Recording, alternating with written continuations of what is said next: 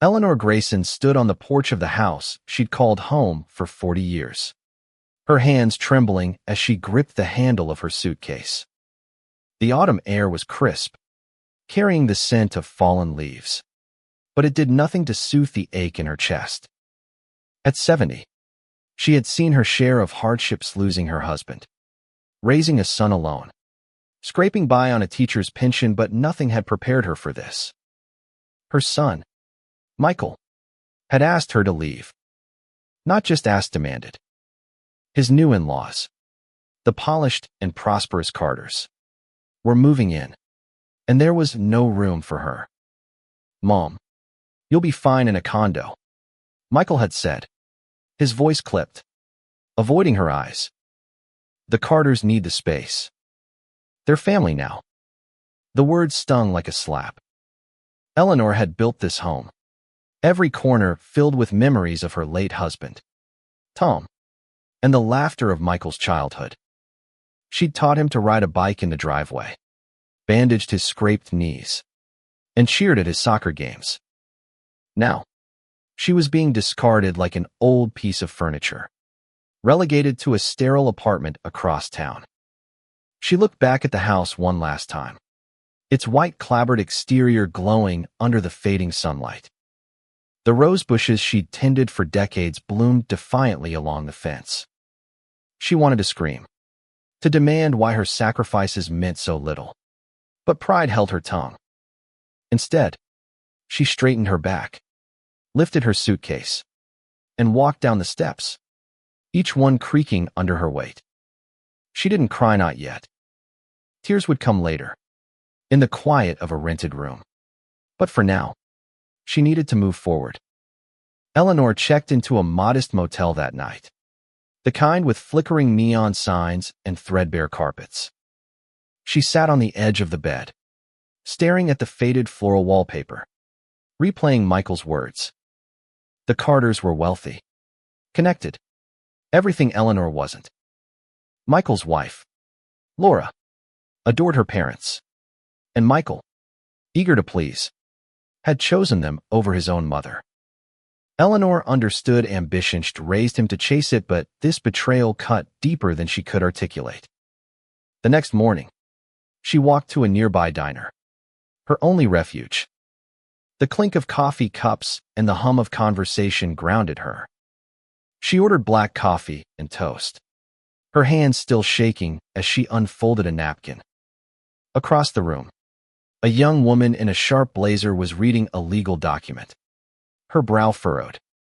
Eleanor's eyes lingered on the papers, an idea flickering in her mind. She owned the house. Not Michael. Not Laura. Not the Carters. Her name was on the deed. Tom had made sure of it before he passed. A spark of defiance ignited in her chest. She approached the young woman, whose name tag read Clara, attorney at law. Eleanor's voice was steady as she introduced herself, explaining her situation in measured tones. Clara listened, her eyes narrowing with interest. "You're still the legal owner?" she asked, leaning forward. Eleanor nodded. "Then you have options," Clara said, a hint of a smile playing on her lips. "Let's talk." Over the next week, Eleanor and Clara met daily at the diner. Clara was sharp, empathetic, and fiercely determined to help. She explained that Michael's demand for Eleanor to leave held no legal weight.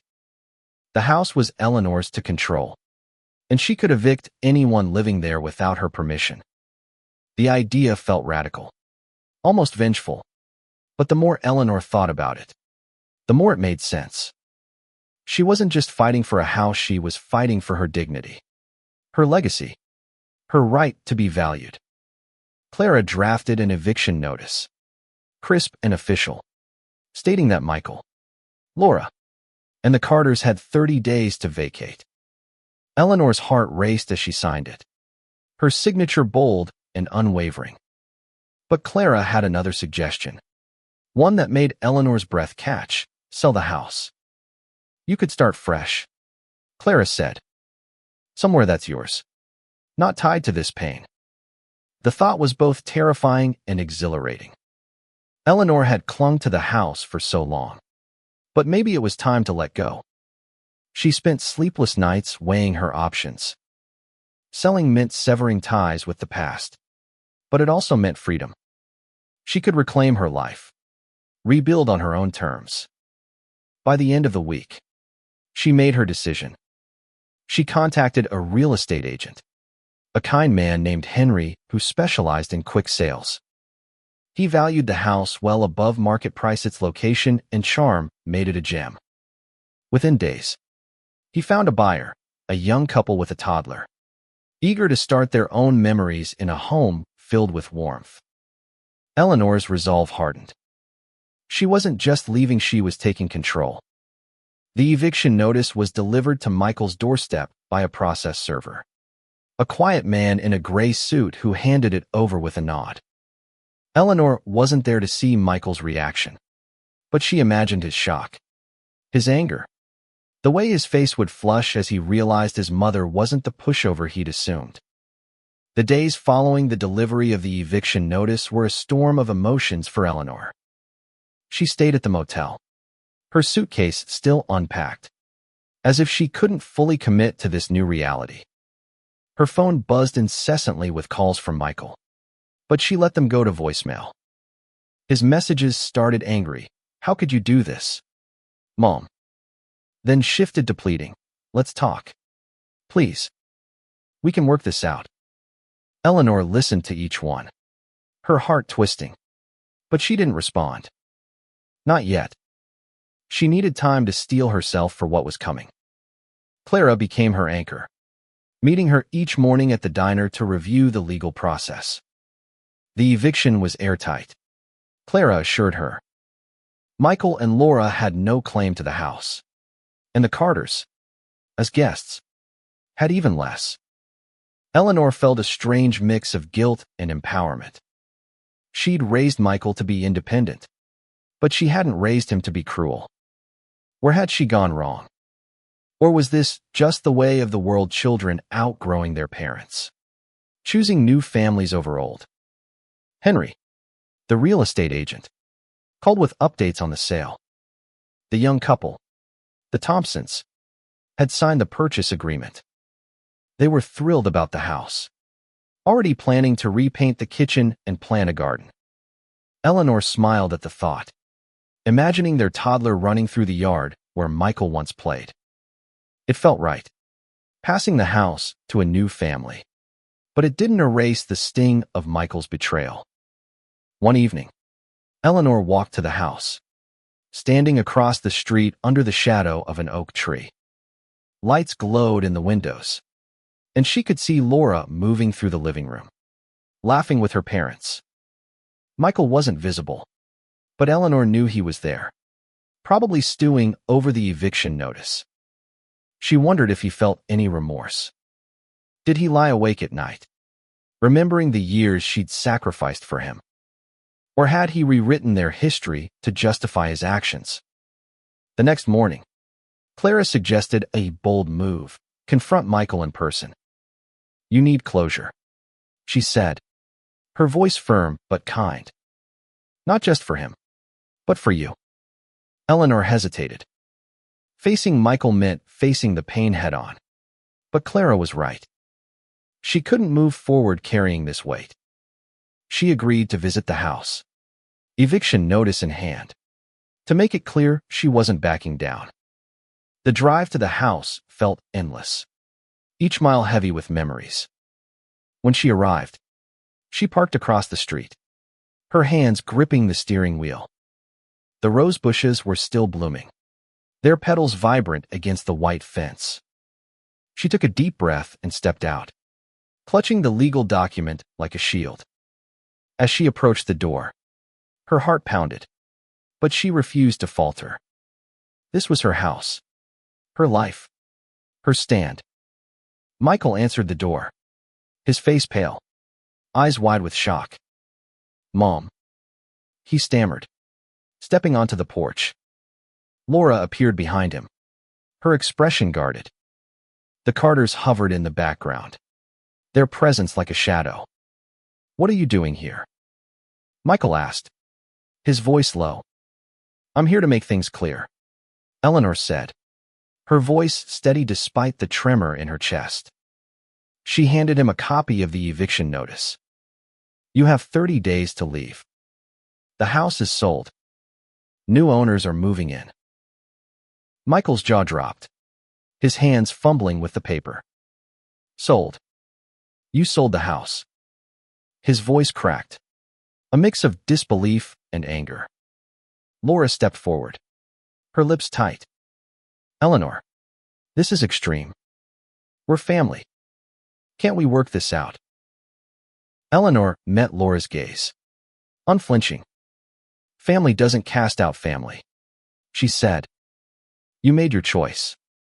Now I'm making mine. The words felt like a release, a weight lifting from her shoulders. She turned to leave, but Michael grabbed her arm. Mom, wait. I didn't mean for it to be like this, he said, his voice breaking. I thought you'd be okay. The Carters, they needed a place. And Laura, stop. Eleanor cut him off, pulling her arm free. You chose them over me. You don't get to rewrite that now. She walked back to her car, her steps firm, leaving Michael standing on the porch. The eviction notice crumpled in his hand. The confrontation left Eleanor shaken but resolute. Back at the motel, she sat by the window, watching cars pass under the streetlights. She felt lighter, as if speaking her truth had unburdened her soul. But the pain lingered, a dull ache that flared when she thought of Michael's pleading eyes. She loved him, always would, but love didn't mean excusing betrayal. She needed to protect herself, to reclaim the strength she'd lost in his dismissal. Clara called the next day, her voice bright with news. The sale was moving forward smoothly, with closing set for the end of the month. The Thompsons had even asked if Eleanor could leave a note about the house's history, its quirks, like the creaky third step, and its joys, like the way the morning light flooded the kitchen. Eleanor agreed, touched by their enthusiasm. Writing the note felt like a farewell, a way to honor the home she'd loved. She began to plan her next steps. With the sale proceeds, she could afford a small house of her own, somewhere quiet, maybe near the coast. She'd always loved the ocean, its vastness a reminder of life's possibilities.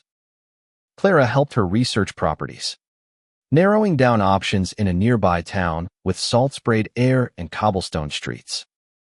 Eleanor felt a flicker of excitement, a new chapter taking shape. But Michael wasn't done. He showed up at the diner one morning, unannounced, sliding into the booth across from her. His face was haggard, dark circles under his eyes. Mom, I'm sorry, he said, his voice raw. I messed up. I didn't think it would hurt you like this. Eleanor studied him, searching for the boy she'd raised. He was there, buried under years of ambition and compromise. Why did you do it, Michael? She asked softly. Why was I so easy to push aside? He looked down, his hands twisting together. Laura's parents' theory influential. I thought it would help us, help my career. I didn't think you'd mind so much. You've always been so strong. Strength doesn't mean I don't feel pain, Eleanor said, her voice steady. You made me feel like I didn't matter. Like my home, my life, was disposable. Michael's eyes filled with tears. I was wrong. Please, don't sell the house. Let's fix this. You can stay. I promise. Eleanor wanted to believe him, to bridge the gap between them. But trust, once broken, wasn't easily mended. The house is sold, she said. And even if it wasn't, I can't go back. Not after this. Michael reached for her hand, but she pulled back. I love you, Michael, she said, her voice breaking. But I need to love myself too. I deserve that. She stood, leaving him in the booth. His head bowed. Walking away was agony. But it was also freedom. That night, Eleanor began packing her belongings, sorting through decades of memories. She found a photo of Michael as a toddler, grinning in the backyard, and pressed it to her chest. She wouldn't erase him from her heart, but she couldn't let him define her future. The sale was her chance to start anew, to build a life where she was valued, not discarded. The closing date approached, and Eleanor threw herself into preparations. She met with Henry to finalize the paperwork, her signature steady as she signed away the house. The Thompsons were ecstatic, sending her a handwritten note thanking her for entrusting them with her home. Their gratitude warmed her, a reminder that her decision was right, even if it hurt. Clara became more than an attorney. She was a friend. They spent evenings at the diner, sharing stories over coffee and pie. Clara told Eleanor about her own struggles growing up in foster care, fighting her way through law school. "You're stronger than you know," Clara told her. "Most people would have crumbled. You're building something new." Eleanor began to believe her. She visited the coastal town, touring a cottage with a view of the ocean. It was small, with a tiny garden and a porch perfect for morning coffee. She could imagine herself there, reading by the window, listening to the waves. For the first time in weeks, she felt hope. But Michael's attempts to reach her didn't stop. He sent letters, emails, even flowers to the motel. Each one chipped away at her resolve, stirring memories of his childhood laughter, his teenage dreams. She wanted to forgive him, but forgiveness didn't mean forgetting. She needed boundaries, a life where she wasn't an afterthought. One afternoon, Laura showed up at the diner, alone. Her face was softer than Eleanor had ever seen, stripped of its usual polish. "I owe you an apology," Laura said, sitting across from her. "I pushed Michael to prioritize my parents.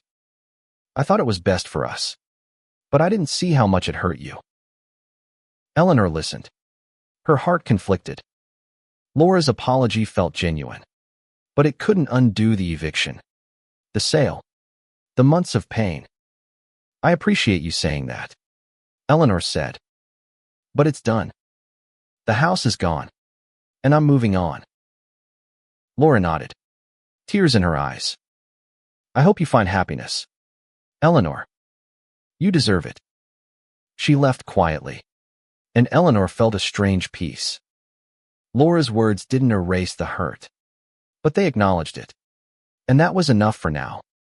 The day before the closing, Eleanor returned to the house to retrieve the last of her belongings. The Carters were gone, their belongings packed into a moving van. Michael and Laura were there, boxing up their things in silence. The air was heavy, but Eleanor didn't linger. She gathered a few keepsakes, a photo album, Tom's old watch, and left without a word. The house was no longer hers, but she carried its memories in her heart. The closing was a quiet affair, held in Henry's office with the Thompsons beaming as they signed the final papers. Eleanor handed over the keys, her fingers lingering on the worn metal. "Take care of it," she said softly. The Thompsons nodded, their toddler tugging at their hands, oblivious to the weight of the moment. With the sale complete, Eleanor moved into the coastal cottage.